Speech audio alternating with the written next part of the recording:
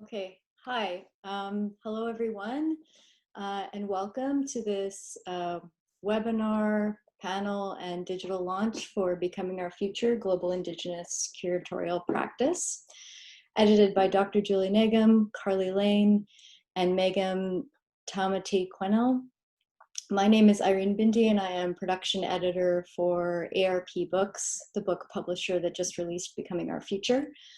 I first want to acknowledge that I and some of us here are on Treaty 1 territory, home of the Anishinaabe, Cree, Oji-Cree Dakota, and Dene peoples, and homeland of Métis Nation.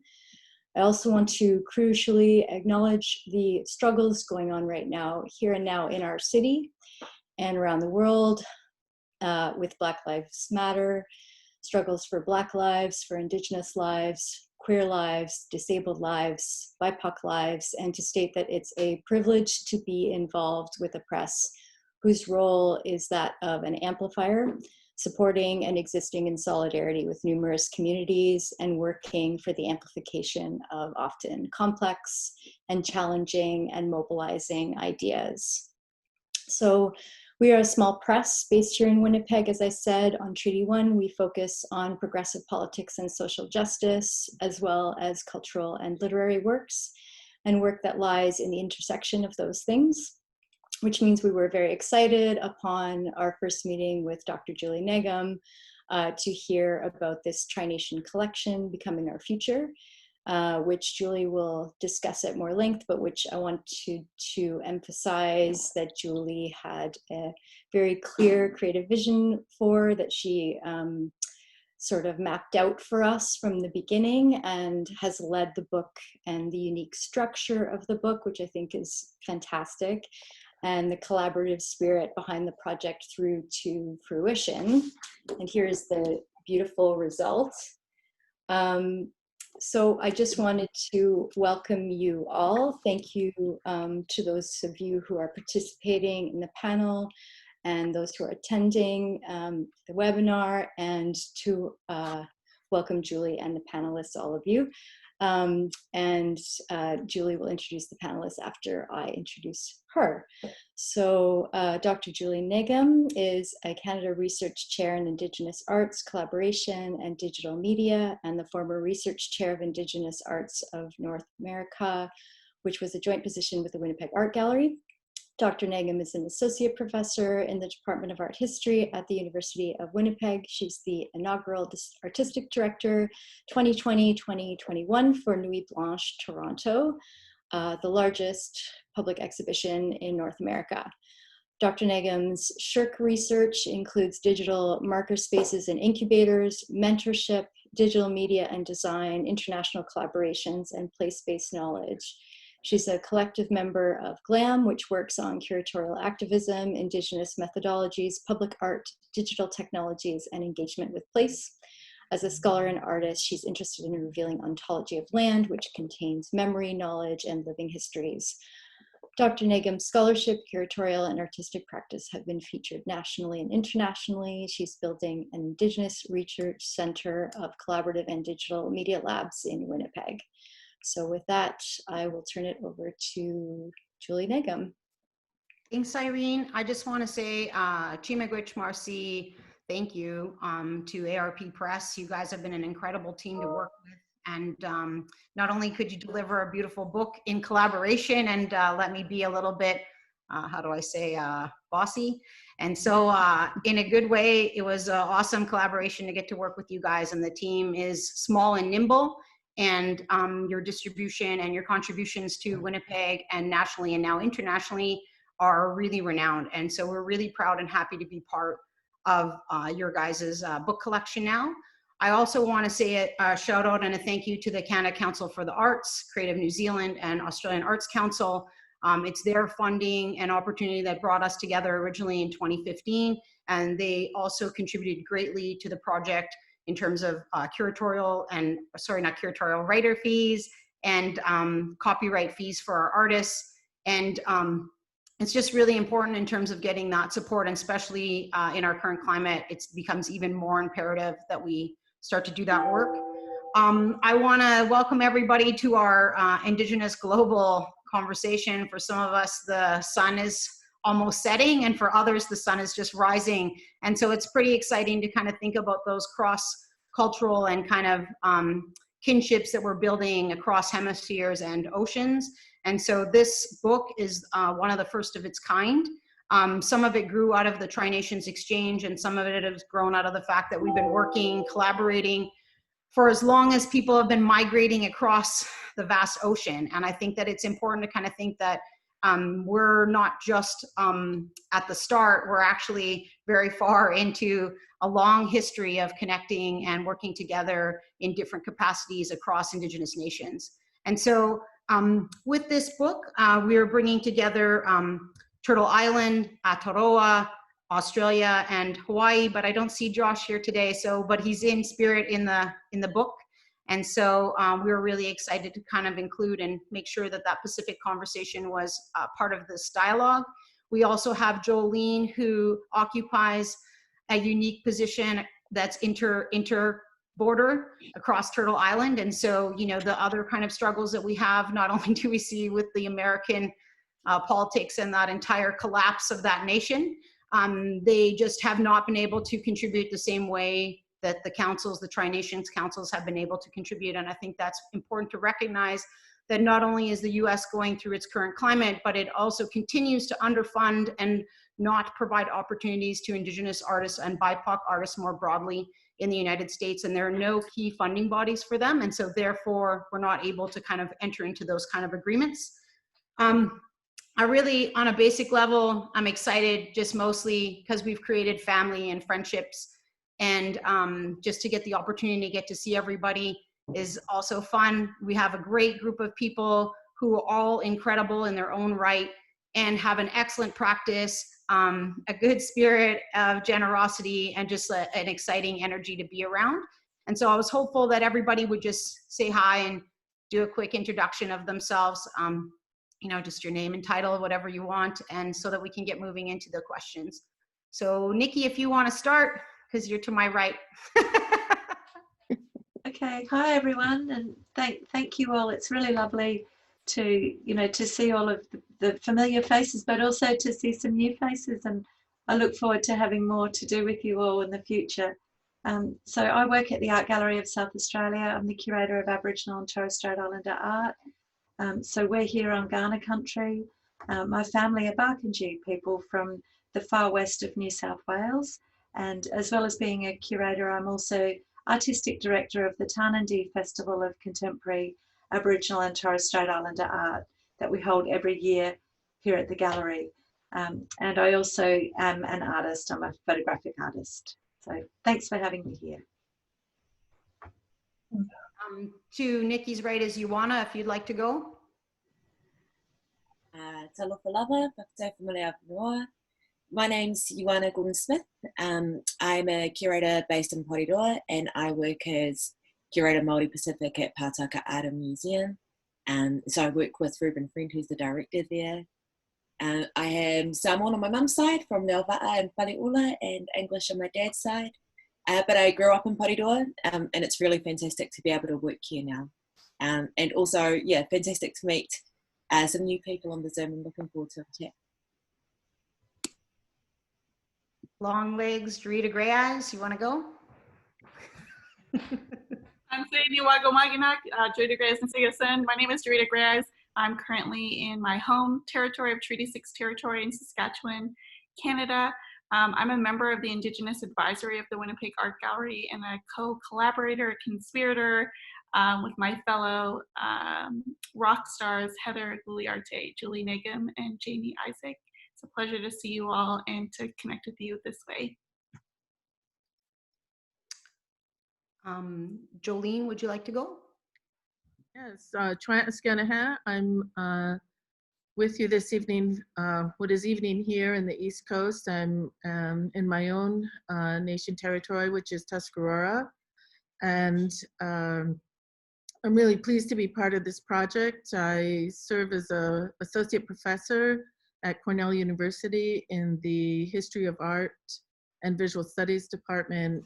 I have a joint appointment in the art department, and I also have affiliations in the American Indian and Indigenous Studies program and American Studies. I began as an artist. I became an art historian. I now consider myself a visual historian. And along the way, I've curated exhibitions, and probably the most notable was I was one of the inaugural curators for the National Museum of the American Indians opening, which was part of the Smithsonian.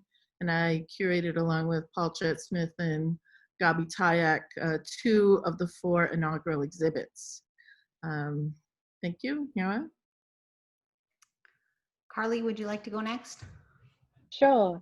Hi everyone, I'm Carly Lane. I am an Aboriginal woman from Queensland, which is on the east coast of Australia, but I live in Western Australia in Perth on Noongar country, Whadjuk Noongar country to be exact. I'm the curator of Aboriginal and Torres Strait Islander art at the Art Gallery of WA. And I know, I like curating. Léuli, would you like to add? Talafalava, I'm a Samoan, Persian, Chinese, and European artist, curator, researcher, essayist, and currently a guest in Yumuhu country in the far north of Australia. Normally a postdoctoral fellow at Concordia University in Tiohtià:ke, Muniang, Montreal. Nice to be here with everyone. Cathy, would you like to go? Yeah. Tan Shikiwa, Cathy Mattes, Dishnakoshan, Sprucewoods, Manitoba Weekend, Image Chef. Hi everyone, I'm Cathy Mattes. I'm a freelance curator and writer about art, and I teach in Ishkabatonswasa Genapateg, otherwise known as the Department of Visual and Aboriginal Art at Brandon University. Our department was started by artists, by Indigenous artists, initially in the 70s, and we've been going strong, thankfully. And I'm happy to be here. I'm also a PhD candidate in the Department of Native Studies at the University of Manitoba. I'm 2 weeks late on handing in my my first draft, but this has been helping me. I have all sorts of tags, and I'm really glad that I received this in the mail, and I'm so grateful to be here and to get to participate and chat this evening. My co-conspirator there, Heather, you got Sure. a few. Yeah, there's. I'm trying to pretend like there's not a dog dropping a ball at my feet and scratching my leg. I'm Unasaka Tungatskitsi, Dr. Heather Igloliorte. Good evening, welcome everybody. I'm Heather Igloliorte. I'm from Nunatsiavut. I'm an Inuk, but I am currently living in Muniang, Tiohtià:ke, Montreal. And I'm at Concordia University, where I hold the University Research Chair in Circumpolar Indigenous Arts and direct the 7-year Shirk Partnership Grant Inuit Futures in Arts Leadership. Lisa. Bonjour, Niswe Gamikwe, Indigenous Wabshishi Dodem. I'm Lisa Myers. I am an independent curator and an artist, and I'm assistant professor at York University here in Toronto. Well, I'm not in Toronto actually, I'm a couple hours north of Toronto, but in Toronto, in the Faculty of Environmental Studies, where I teach a course called Food, Land and Culture, and I also teach art, and so I'm really happy to be here, and a real honor to be part of this group and to be included in this book. So I say miigwech to you, Julie, and everyone that made it possible. So. Nigel. Good everyone, my name's Nigel Borell, curator Māori art here at the Auckland Art Gallery Toyo Tamaki in Auckland, New Zealand. My tribal affiliations are Ngaitirangi, Ngāti Ranginui, Te Whakatohia, and they're tribes all of the North Island of New Zealand. And yeah, it's great to be here, and it's great to see familiar faces and to connect with you all. Kia ora. Freya. Hi everyone, it's really nice to be joining you all this morning. Here it is. I'm a Ngugi woman belonging to Quandamooka country. So Minjerribah, North Stradbroke Island and Walgumpin, Mountain Island. And I'm a curator, arts worker, writer, just wearing many hats. And I work quite independently, but I have been working with the Institute of Modern Art in Brisbane for the past years.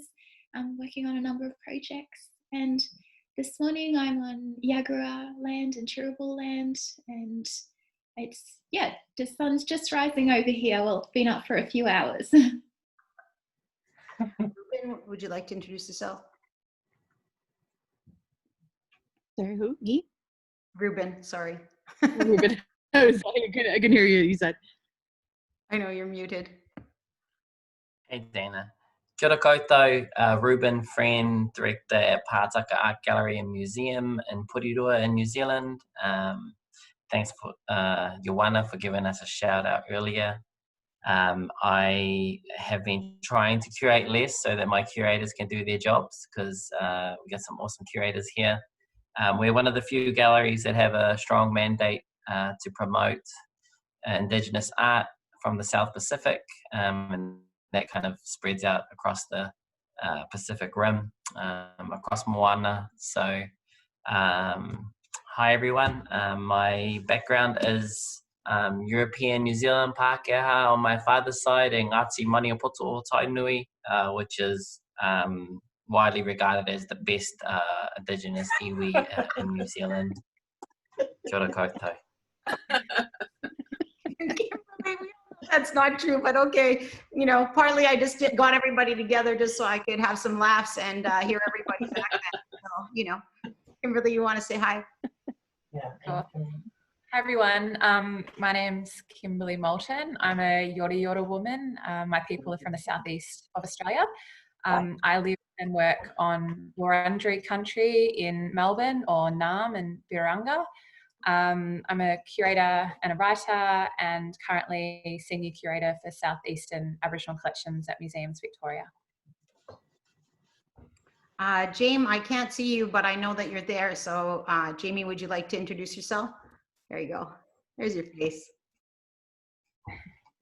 Hey everyone, I'm super happy to be here tonight with all of you, and Jaimie Gwitch, Julie, for putting together this amazing book. I actually just saw it today and I was so thrilled, and yeah, very excited to be part of this project and to be with all of you tonight. Jaimie Isaac, Anishinaabe Kwe from Sagin First Nation, Ojibwe, first signatory of Treaty 1 territory, and I come from the Bear Clan fierce matriarchal side, and my dad's side, patriarchal side, European British. I'm a curator of contemporary Indigenous arts, the Winnipeg Art Gallery, and also a freelance curator and interdisciplinary artist. Well, Miss Warren, do you want to say hi? Yes. Tansei, hello, hi, thank you. I am from the Montana Band, and we've gone back to our Indigenous names, so we are now calling ourselves the Yakima Cree Nation from Alberta, just a little above Red Deer, if anybody knows where Red Deer is. Yeah, and I'm talking to you from a hotel because I'm escaping COVID and trying to just ride it out.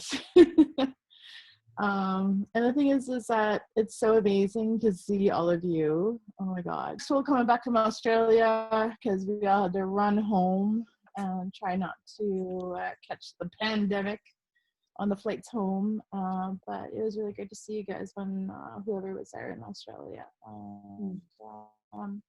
Yeah, looking forward to the discussion. Love you guys. Love it. Decolonial love and kinship. So we can maybe start there. Is there anybody secretly hiding in another black box that I don't see? Did I get everybody? All right.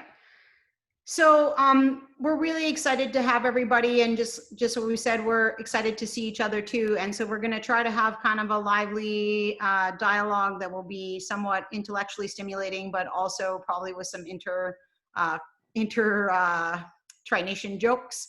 So definitely we're excited to see you guys, and it's very different to run a panel virtually. It's also hard to kind of imagine an Indigenous circle and a way of being in these kind of like really kind of square boxes that we have to kind of live in for the next little while. I know that for us in Manitoba, we're experiencing almost a COVID-free situation, and New Zealand just announced that they are in fact a COVID-free if you never let anybody fly in or fly out ever again. So we'll see what happens if you guys are on lockdown forever. So I kind of want to start one of the first questions with, in our current climate or in a post-COVID world, how will Indigenous international collaborations, exchanges happen? How do we kind of imagine them? And I thought we would kind of start with the Winnipeg Art Gallery, the Indigenous Triennial. And so if we want to call on Kimberly, Ioana, Reuben, and Jaimie to kind of start that dialogue off of thinking about how are you having to kind of rethink and reconfigure the exhibition that you're working on for Winnipeg here for now, 2021.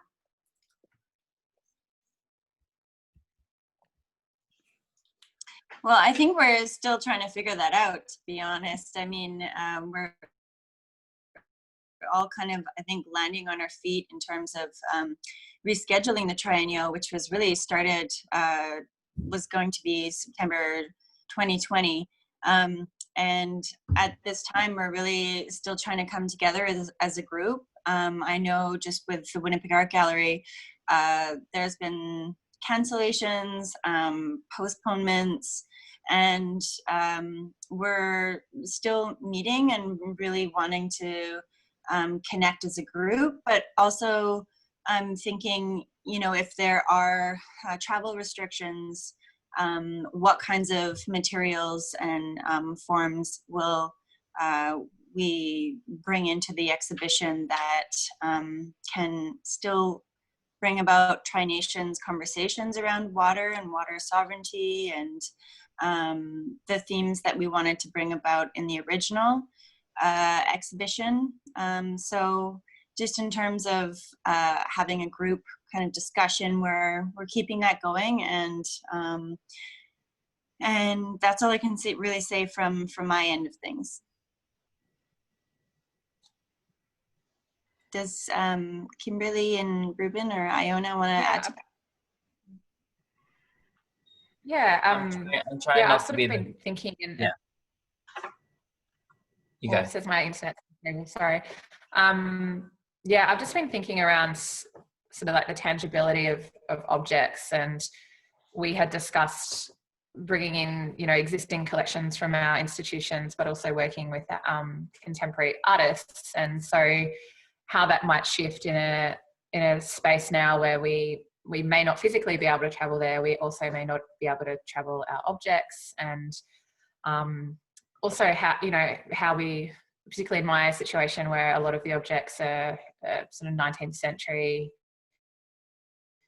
historical objects as well.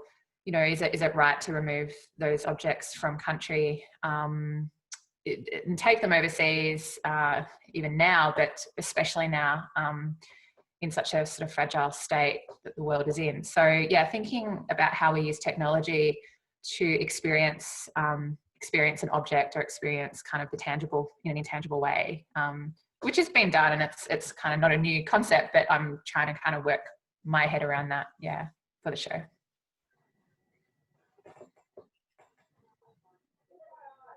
Yeah, I mean, I think there are some obvious like logistical repercussions around like freighting and travel and so forth. But I think for me, I'm probably focusing or more interested in what COVID has meant for the way in which the four of us are able to connect. Because obviously the show's obviously been delayed, so we have a bit more time to kind of connect together and have conversations and work through some of the conceptual underpinnings and some of the artist selections and so forth. But I'm also mindful that each of us individually are working out what COVID has meant for our workloads. So in some ways we have more capacity, in some ways we have other things that we now need to consider. So I think we're all just trying to work out each other's rhythms and the ways in which we're able to converse online. Do you have anything else to add to that, Reuben? Yeah, so for us, it's been really interesting. We have several international projects going on, so we're really excited about the triennial and the conversations around water and water sovereignty. But we're also working on projects with Dr. Julie Nagam in Toronto, and Ioana's curating the Venice Biennale for New Zealand with Yuki Kihara. I'm working on a project in Taiwan, looking at the influence of Indigenous art on modernism. And so we've got all these international projects on the go, and there's a lot of uptake on digital media and interaction.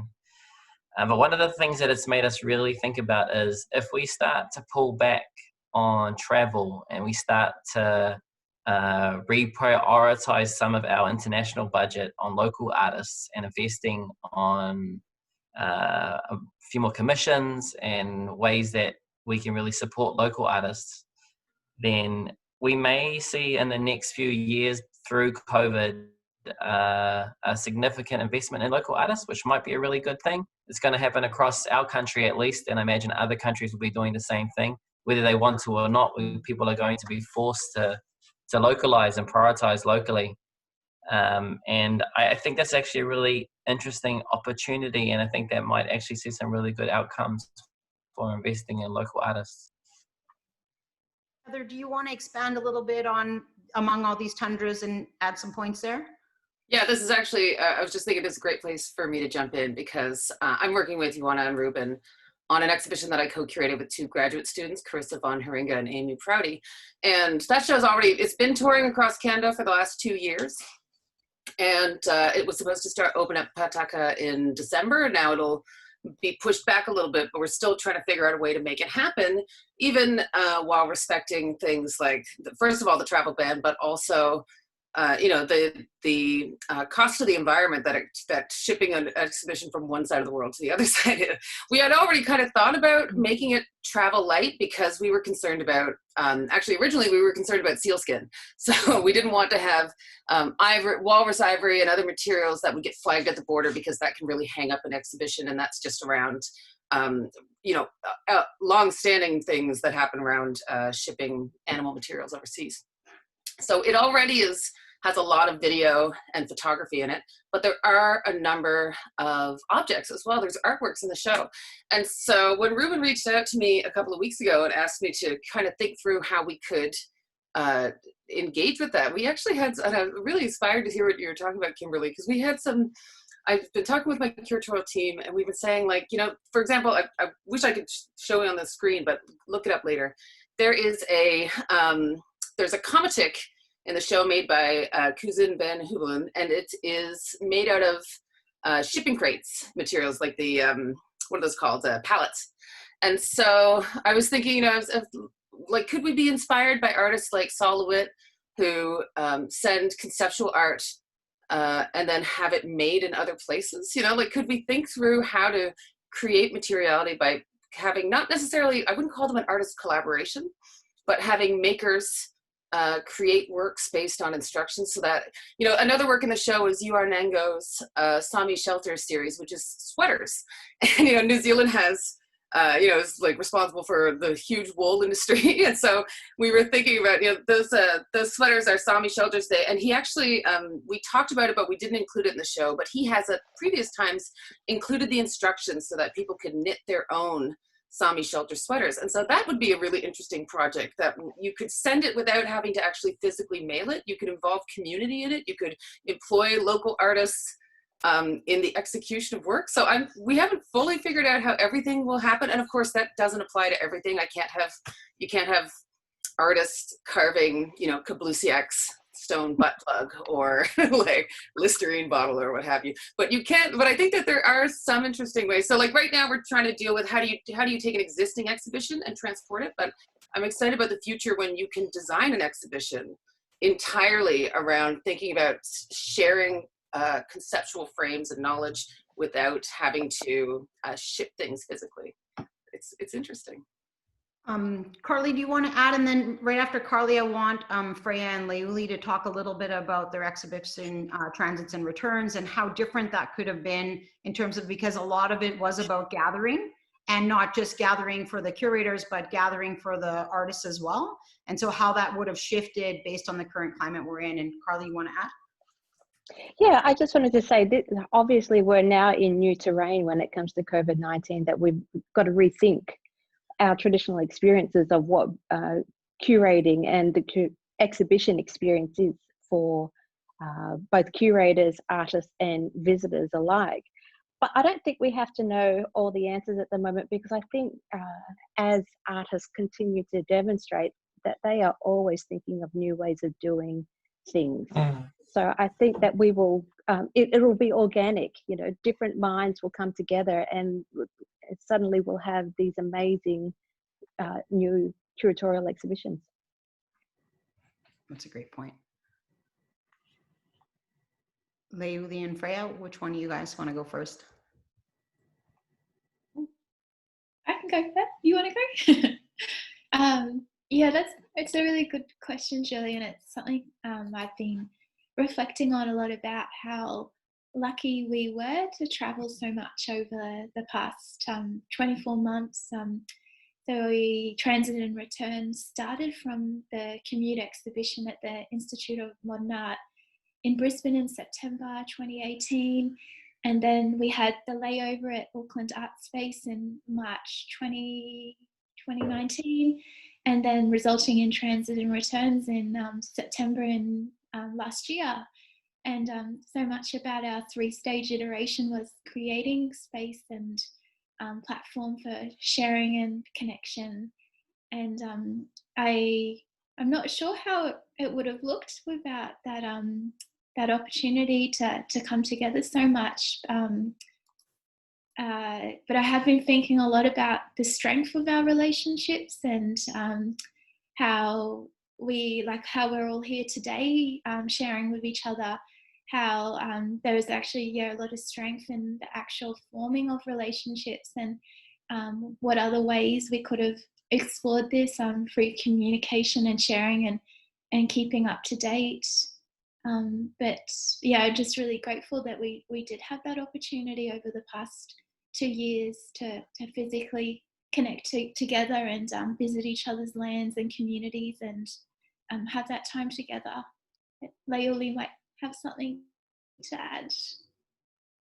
Thank you. I just wanted to also say that, like, one of our other 3 collaborators as curators is watching. So shout out to Tara Hogue, and also Sarah Biscardilli and Lana Lopesi. So I think to have such a, when we started, people were like, well, you have 8 artists in the first show and 5 curators. That's a bit off. And we're like, no, this is entirely by design to really center the needs of artists. And we, did that throughout the 3 projects. And I think that because we really emphasized local or like more region-based artist-curator pairings, that would have still continued, and that in this kind of climate, we would still be working closely, meeting up, socially distanced, or the vast majority of our connection and building relationships was by Skype and Facebook, video calls. So that would have still continued, and I think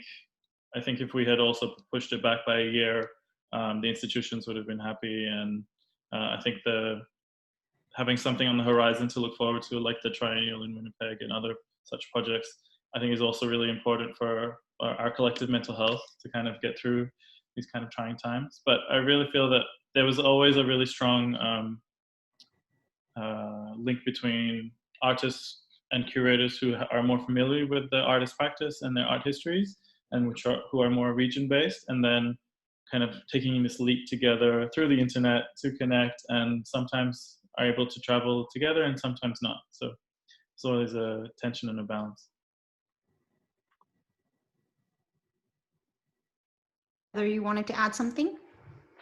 Yeah, I was getting excited when you were talking about that, Léuli, because that's someone else who's watching it. Our co-curator, Karl Chitham, is in the collective with Julie and I, Glam Collective, which is, for anyone, I'm sure everyone watching knows, but that's galleries, libraries, archives, museums.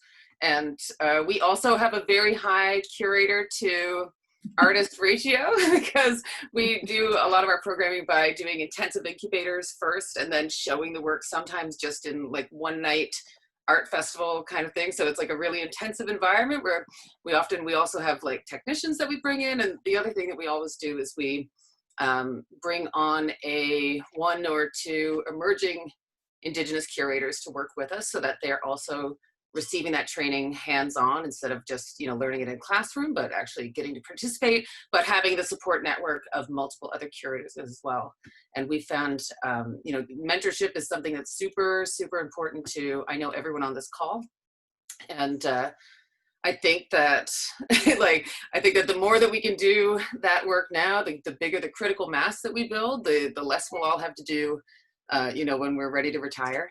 So I'm ready to like inspire a new generation and to really bring them up with us so that they benefit from that same experience. So we try to like, it's not 1-to-1, but it can be like 1-to-2 kind of ratio of curators to artists. And I agree, it does really work. It's not really excessive. Yeah, and it's very guerrilla style, right? So I think that that's the important part to mention, that it's intensive. We're trying to mentor new generations of curators. You know, we're also working in kind of a very public space. So most times it's usually quite, you know, it's not gallery, the same sort of intensity in terms of having a full team of a gallery and having a fixed place that you know and can adjust to the environment. You know, sometimes it rains, sometimes it snows, sometimes, you know, so there's lots of different aspects to it. The other thing I want, permits on the fly. Yeah, permits on the fly, exactly. It's guerrilla style. The other thing I was going to say is, and I think that's important to note for the book, it's like, it's a starting point. And there were lots of people that were involved in different curatorial and international exchanges through the different countries that we're talking about. And there's a long history of doing that, you know, just even through the councils. But the fact is that they are contributing and doing incredible projects all on their own, and you don't get to necessarily see them, but their voices impact the work that we're doing and vice versa. And the fact that we have, you know, footprints to follow from people who have been leading in this area for long periods of time. So I think that that's important to know. And I was going to move on to the second question, if we're okay. I didn't see any hands or sudden gestures. So it's kind of a basic question.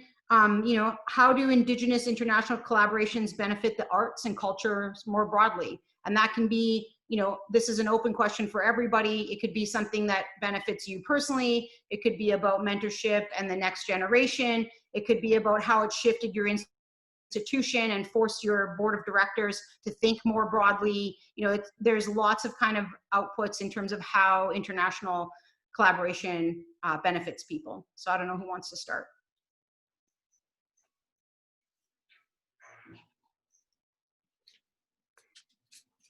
I'm not talking about time. Hi, who else said something? Sorry. I just wanted to quickly add to the conversation, because I think it's, if I could, that we all work within, I think, as curators and artists, and as a delegation of curators together, as the curatorial teams and amazing collectives that we all sort of belong to. But I think, you know, a lot in looking through this book and knowing some of your curatorial practices and artistic practices, that community is a huge part of that. And so I do wonder about the impact of community, because just in thinking and knowing some of how you work with your curatorial practices is thinking about community contact or impact within the gallery. And I just wonder about the impact of COVID, and also thinking about galleries that were so forced to go on a digital platform, that maybe weren't necessarily ready for it. or prepared technology-wise for it. So I'm just curious, to see how this will actually affect the future of curatorial practice when so much of what we do is community oriented and how we think of impacting community. So I know that's a much larger conversation, but I'm really thinking through that, and particularly the Border X exhibition that I've worked on was canceled or postponed, and now we're thinking about new ways of bringing in community within these gallery spaces and having the opening and having that, how is that going to affect the larger communities that are engaging in these exhibitions and feeling empowered by having the community in these kinds of spaces. So I think, I'm mourning the loss of the connection with community in these spaces, but I think, the silver lining is that with the triennial coming up, we do get more time together in terms of really thinking through this exhibition. So silver linings, mourning, and thinking of new ways that we can be more like resonant and relevant in a digital world outside the actual gallery space, and how those spaces can still be decolonized and indigenized. Dana, you want to add? I think I just got a vibration on my text message. Sorry, there's a ton of sirens that go by here, so that's why I have my mic off. I don't want to inundate you with the police going by all the time. Well, it sounds like Winnipeg. It's okay. It's downtown living. Yeah, I mean, I should have probably added to the last little bit of the questions there, but yeah, COVID's really hit us hard, but I mean, overall, I've just tried to push back all the programming. I haven't canceled shows or taken down any of the salaries, and I forgot to introduce that I am the director of Urban Shaman Gallery and Artist Run Center here in Winnipeg.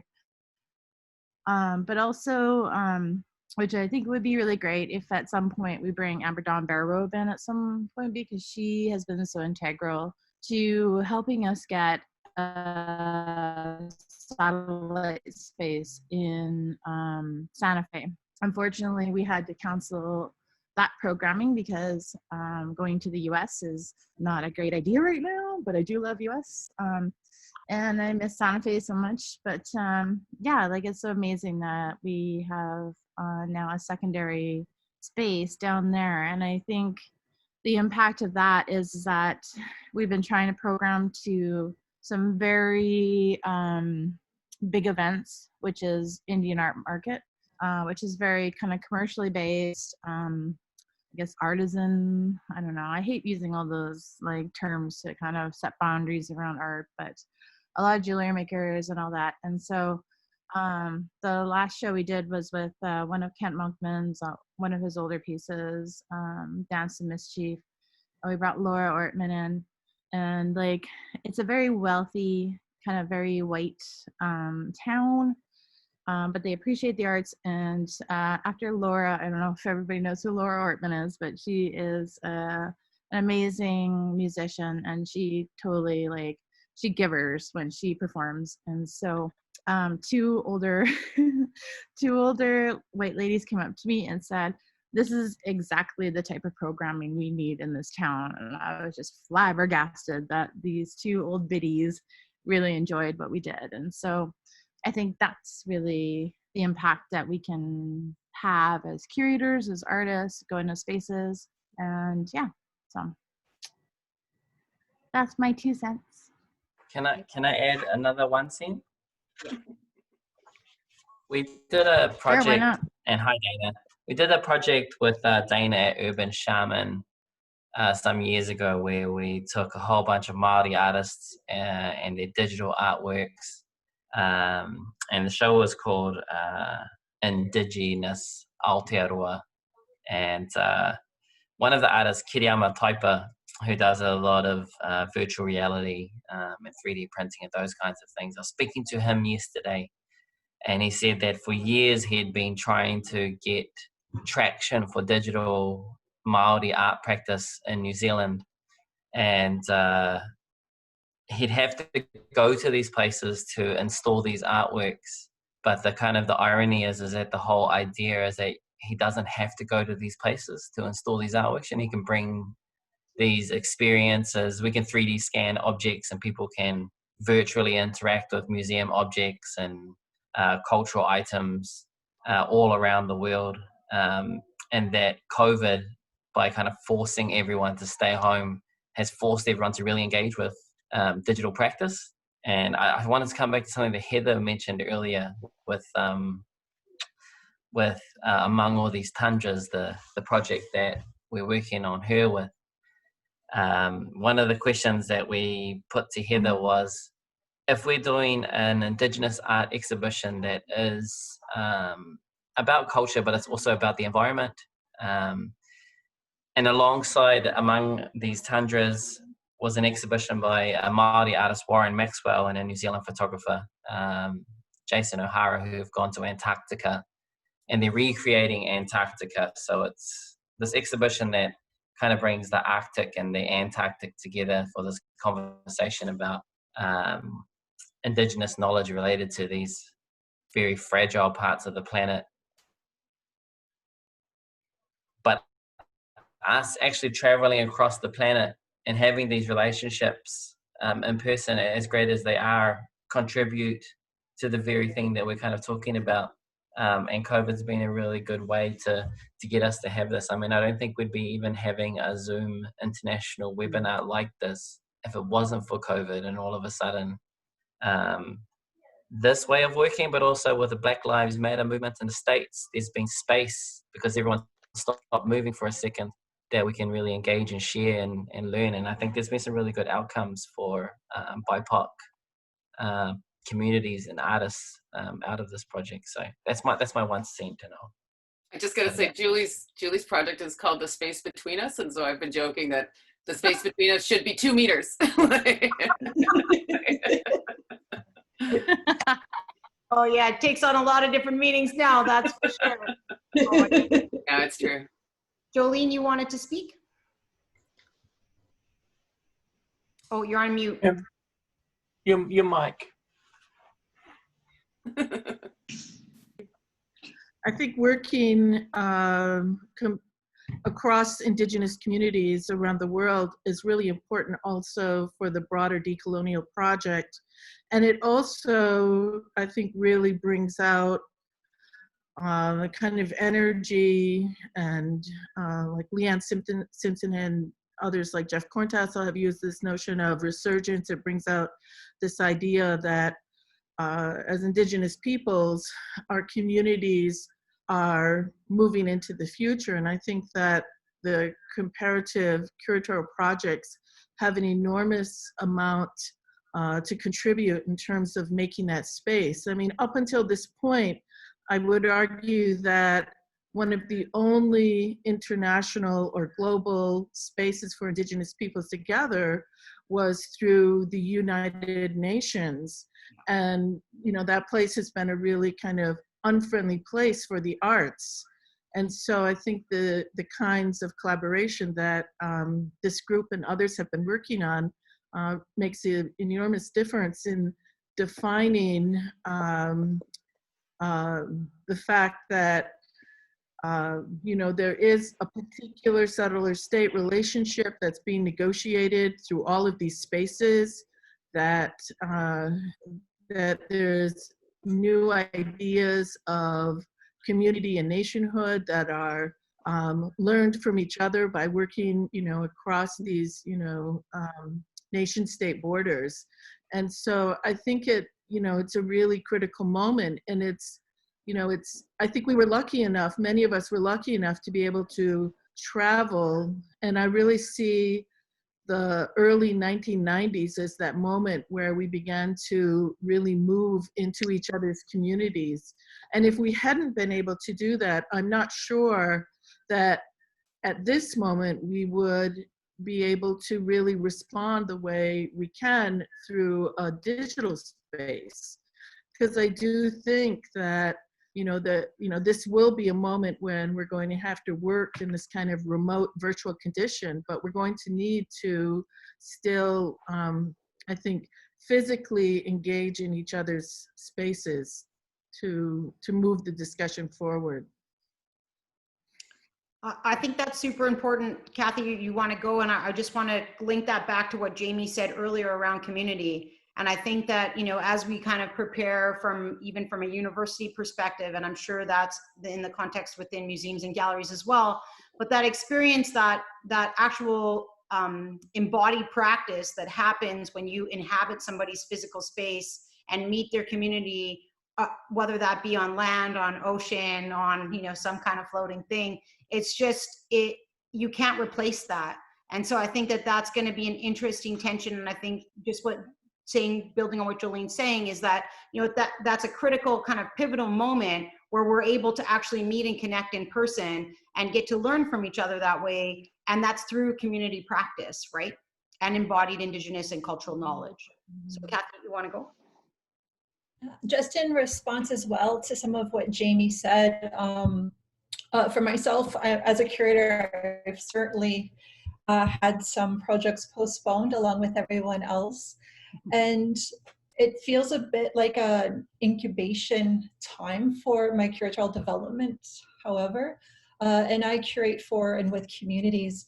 And one thing I've personally been doing is watching videos that Métis people have been putting online of themselves teaching how to bead, or telling stories, or sharing language, musical performances. And just as a curator who's driven by community and my people and my culture, it's really, it's kind of helping to fill the void a little bit right now, that the exhibitions that I'm having the privilege to co-curate have been postponed. So I'm just trying to really, if we think about and we name community as a priority, presently there's an opportunity to see how the community is operating in regards to cultural continuance and continuum during COVID.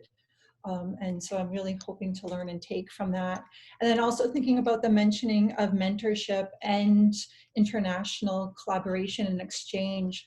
When I was at the beginning of my curatorial practice in 2002, I was fortunate enough to be an instigator and co-curator and collaborator for an international collaborative exchange between Urban Shaman Gallery and Bumali in Sydney, Australia. And it really changed the course of what my priorities were as an art curator. I think at that time, and I was quite young, I was thinking about curating as putting the pieces of a puzzle together. And I think that experience changed where dialogue and thinking about generous reciprocity, that exchange really impacted me, thinking along those terms. Because when you remove yourself from your homeland or your territory and have opportunities to communicate with other Indigenous people from other lands and name who you are. I don't, if Julie and I are sitting, we don't talk about who the Métis people are. We don't have to explain, or Heather, or, people in North America necessarily, but the opportunity to be able to really self-reflect and name your family, your kinship, what's important to you, that really solidified for me what my goals were going to be, and shifted where I was going with curating.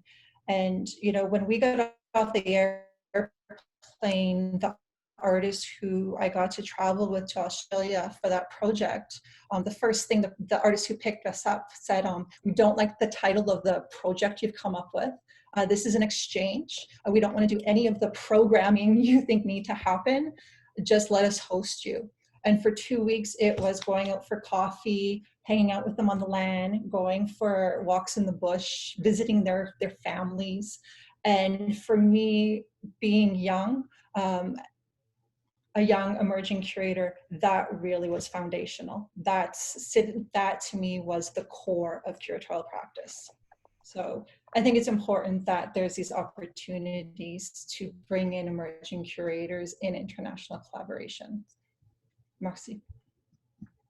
For sure, and I think that that's why the dialogue with you and Daina, and the dialogue with Léuli and Josh and Ioana and Kimberly is so important, because it kind of maps where we're thinking about, we're talking about all these projects that we've done and the kind of historical context within the book, but at the same time, what's the future look like? What are we going to talk about? What is it?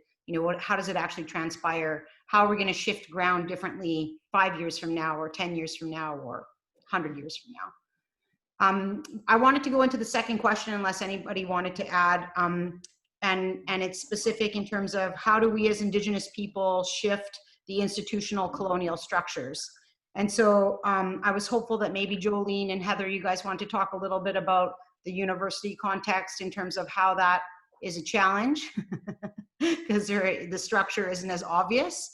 And then I was also thinking that Jarita and Jaimie and Heather could talk a little bit about some of the work at the Winnipeg Art Gallery, and then maybe moving to our Indigenous directors to talk a little bit about their institutional change happening within the director level, and then we'll move over to all of you folks in Australia to talk about some of your institutional challenges within your varied, a lot of you are kind of situated in a national space, but also in a regional space. So.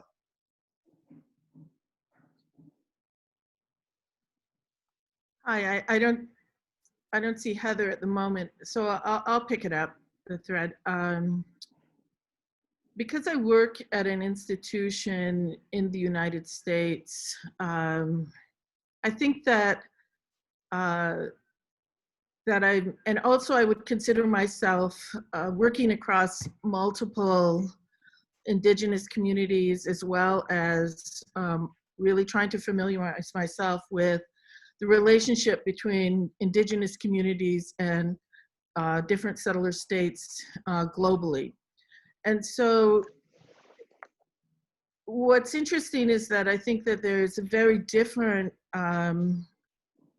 critique and an informed critique going on in Canada that will impact in Indigenous studies, in particular Indigenous art, that will have a broad impact globally.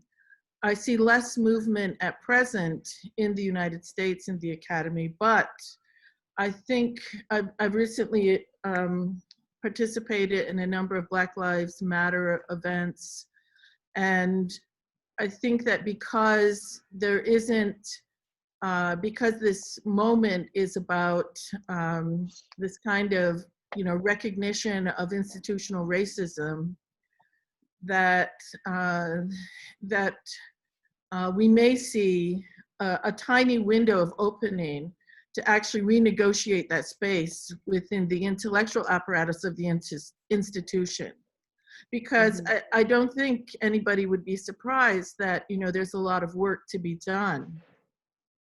And the fact that this curatorial group can exist, I think, is really one of the things that that is so critical at this moment, because we've spent hundreds of years of people speaking for us. Yeah. And I think this group now really represents a kind of turning point that we have our own intellectual contributors. We go back to we understand a methodology of basing things within our worldviews or cosmologies. And so things will have to change within the critique in order to effectively engage our work. And so I think it'll be a good measure at this point to see how these other events may impact what's happening. Lisa, yeah, do you want to pick up?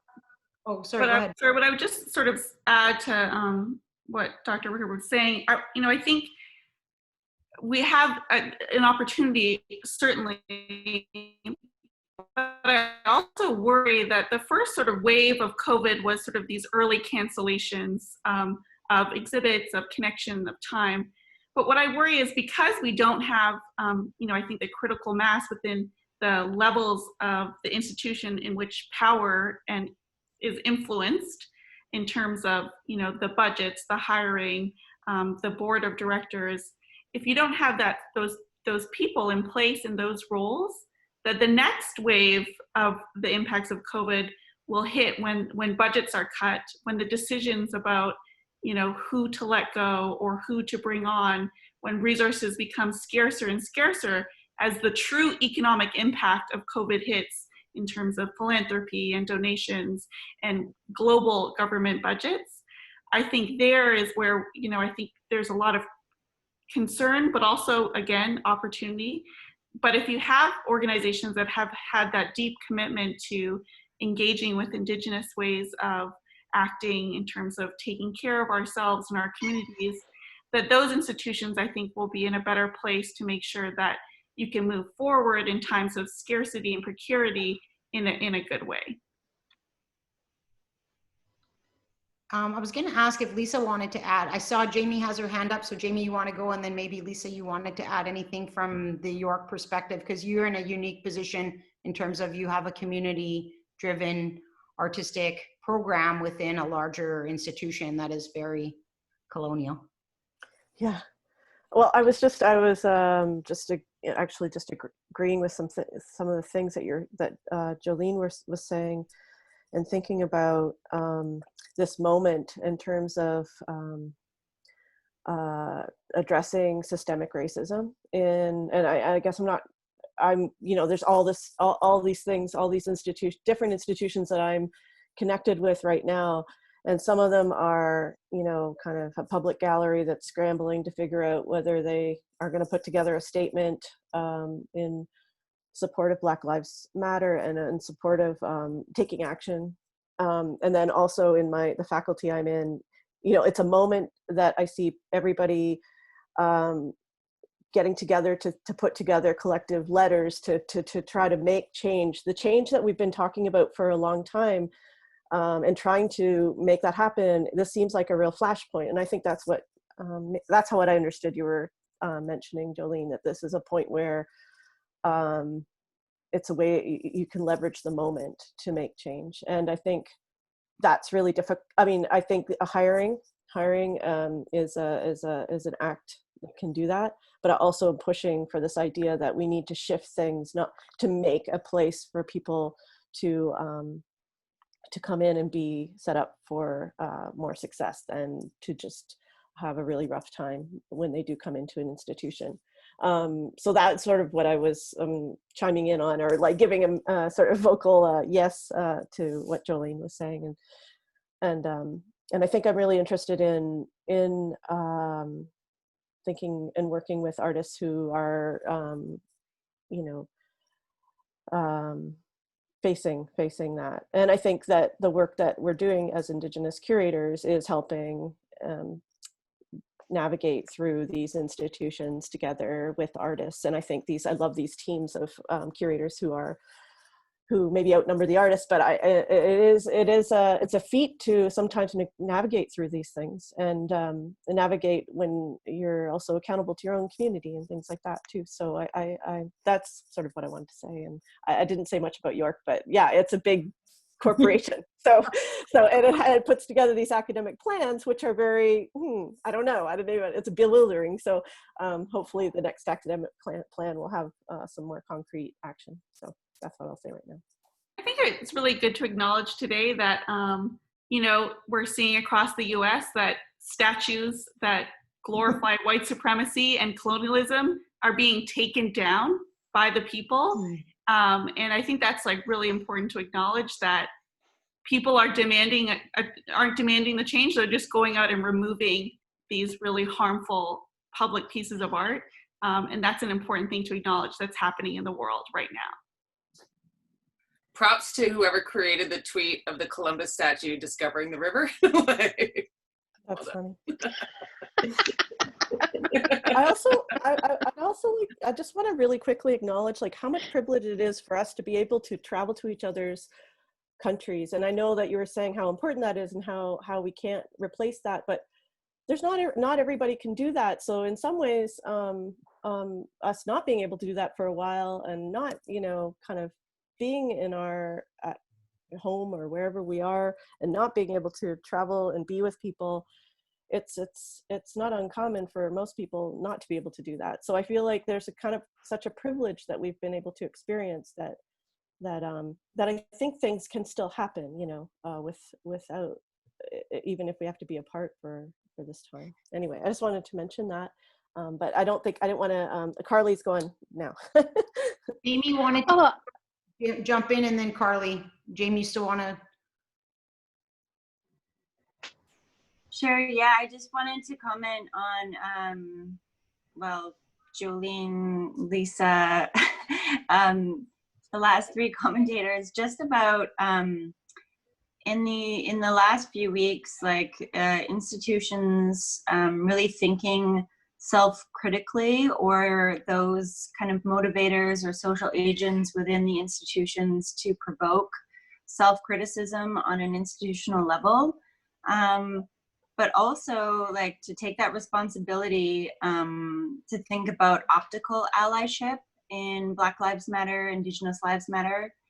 And I think that these sort of ideas of co-option of ideas of decolonization and indigenization, and to actually have people working within these systems to be supported, to be able to enact decolonial and indigenization methodologies. And so I think there is a constant kind of criticism from community that larger institutions are, you know, presenting ideas about optical allyship, but not actually enforcing that in the everyday practices, or the, you know, ideas of bringing artists into the collection, or being able to support artists and the community in a larger way, other than saying we're in support of this.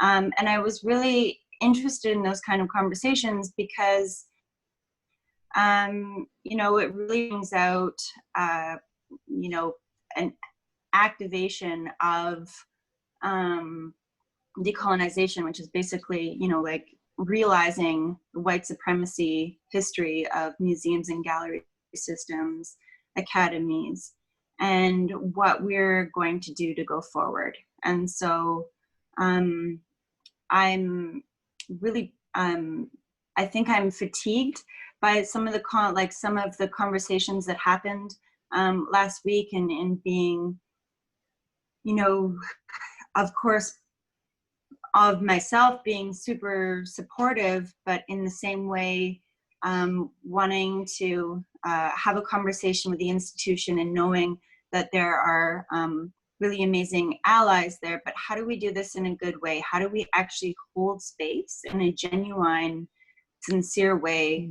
And I, you know, Black Lives Matter, Indigenous Lives Matter, and how do we do this so we're not just doing this for the optical of us engaging?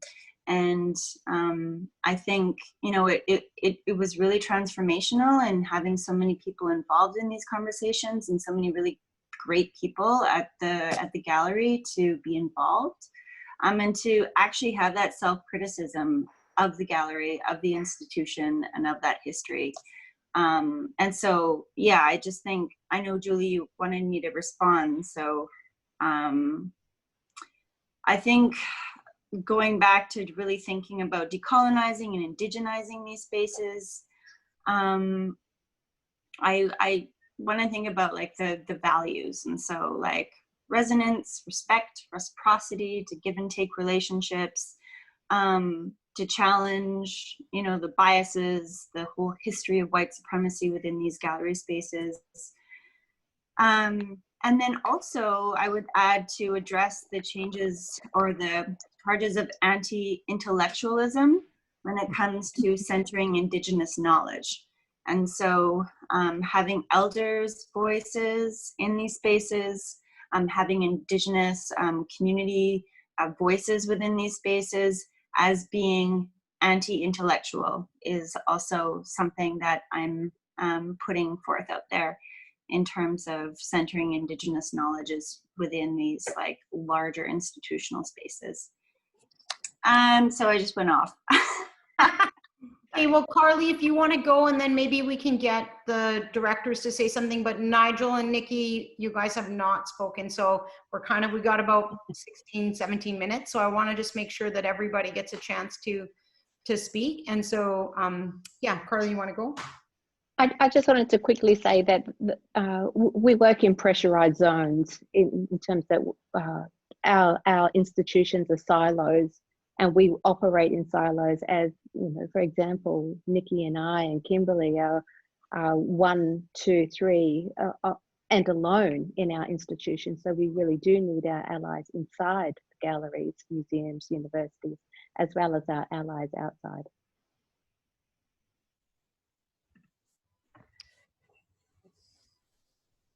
Carl, you want to chip in because you just got to join us, so you want to unmute yourself and... Hi, everybody. Can you hear me? Yeah. Well, just responding to the general question about, I guess, decolonising our institutions.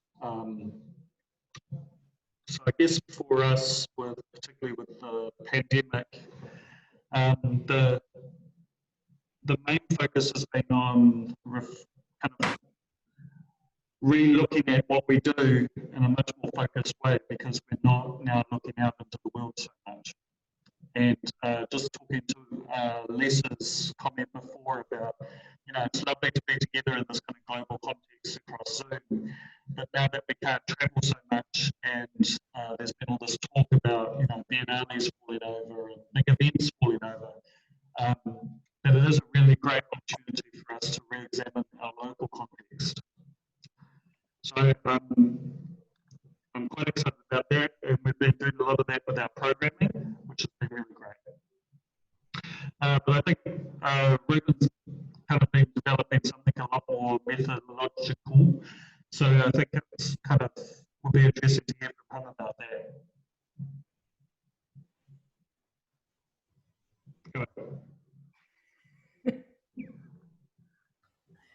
Do you want to go? Yeah. Yeah, I spoke about that a bit earlier in the conference. I think you might have missed that bit, Karl, but we've been finding ways that we can engage online and create not just awareness about the way that Indigenous art and artists address the state of the world, address art, but we can also create curatorial modes or practice and ways of working that respond to them as well. So we're more conscious about our environmental footprint. If the artists are talking about climate change, and curators need to respond to that with our behaviors, we can create better support locally of our local artists as well by focusing a lot of our funding to our local communities. I think it's even more important now with people being afraid of budgets and a potential global recession, to focus what you can locally, support your domestic market, invest in your community, but also still try to engage internationally as smart and responsibly as we can. I just wanted to jump back in. I think just following on from that, for us, a big focus has been on programming and making sure, because a few people have talked about, things falling out of programs in institutions, and potentially the sort of ongoing impact of a recession and all the rest of that. So for us, it's been really important to keep the focus on particularly Māori and Indigenous programming in our programs. If things were going to fall out, it wouldn't be those things. And actually, I was talking to Nigel about 2021, which is where a lot of our 2020 program has been pushed out to.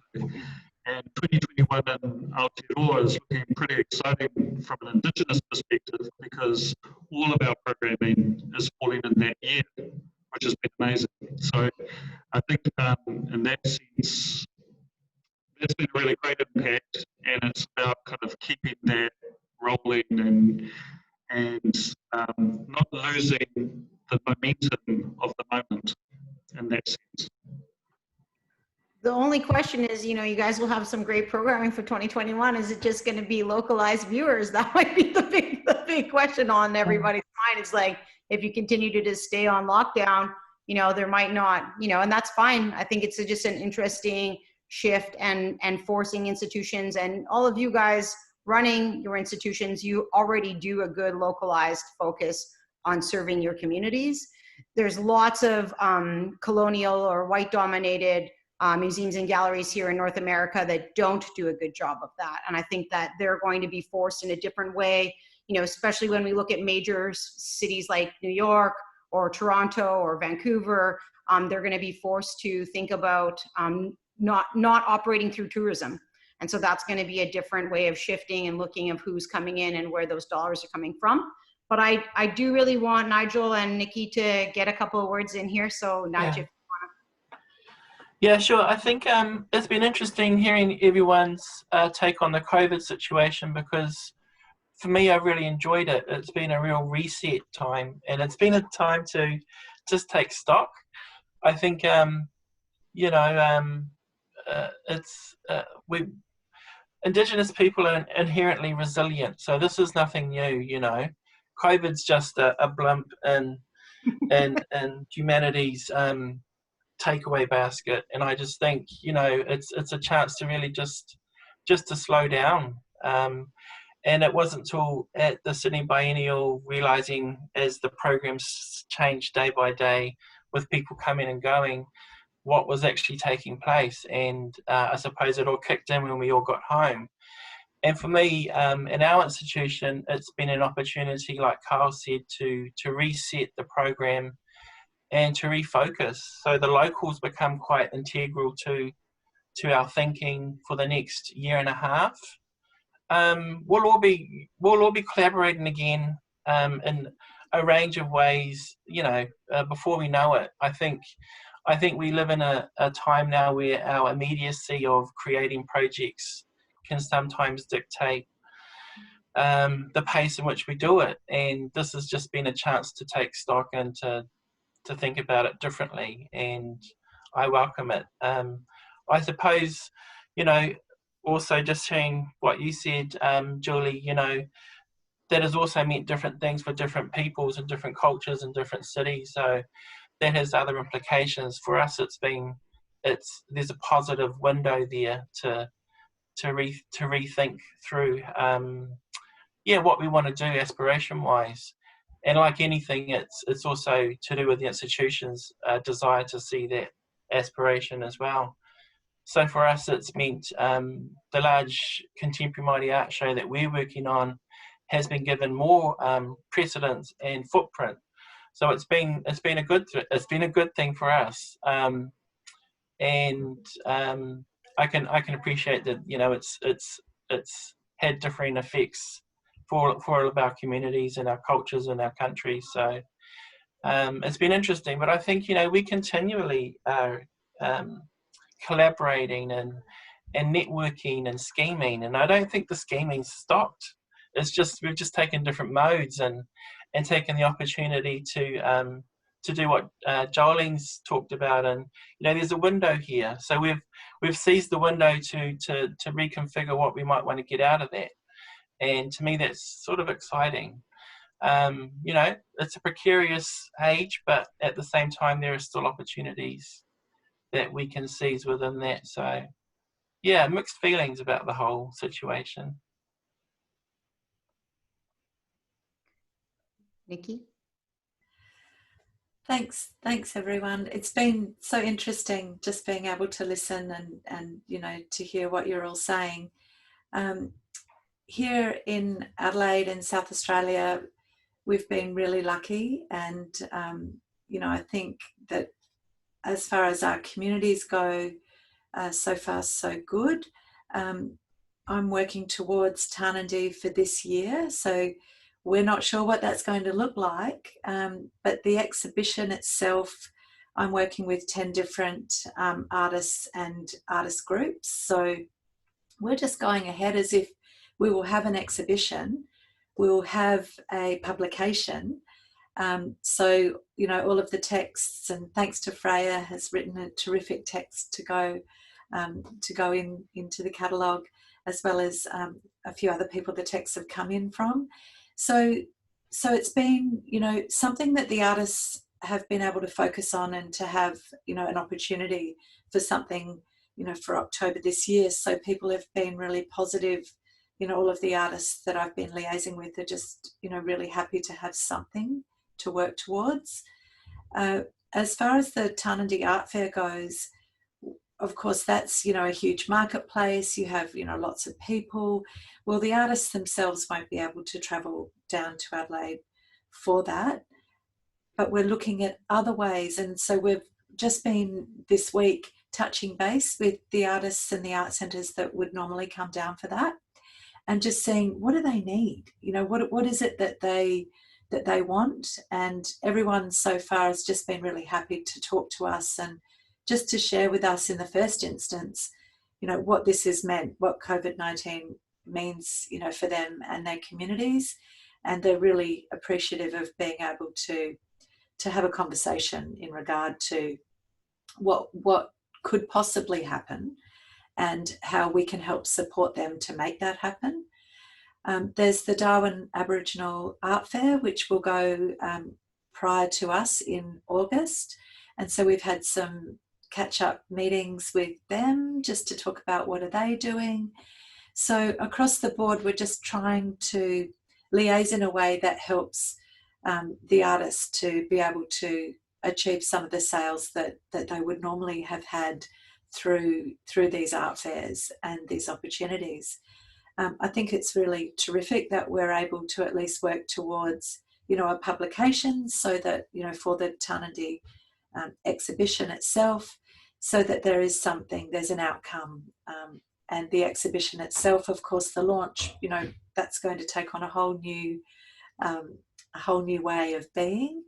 And I guess, you know, we'll be able to use the, you know, the digital platform to be able to share that with people. But, you know, that's one of the things, as everyone's been saying, we realise that there's limitations on that, and there's limitations for access for people living regionally in South Australia, as well as you know, around the world. But I think that it also, I'm thinking positively, because I feel that it's going to open up different ways for people to be able to experience the works of art within the Art Gallery of South Australia. So this year is a focus year here at the gallery. And so I feel like maybe, you know, for the first time, we're going to have a platform that people from all around the world are going to be able to experience the works of art.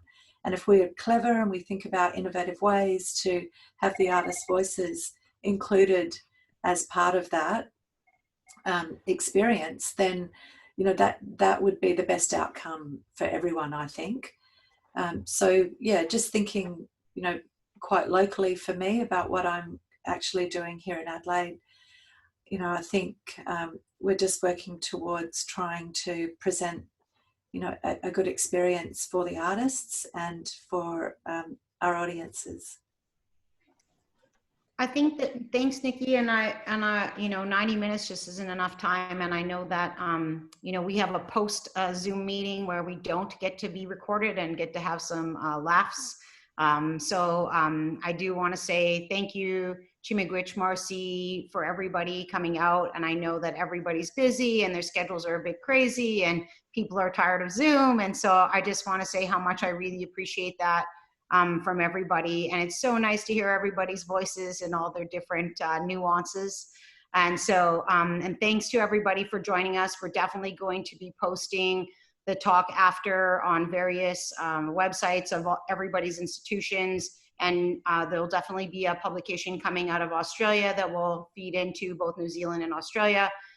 And yeah, and ARP Press, they definitely are happy to take your money and buy some more books. So I just feel like really fortunate to get to see everybody and have a dialogue. We had probably about 2 or 3 other questions that we just didn't get to, and I hope everybody had a great time. And thank you. Bye.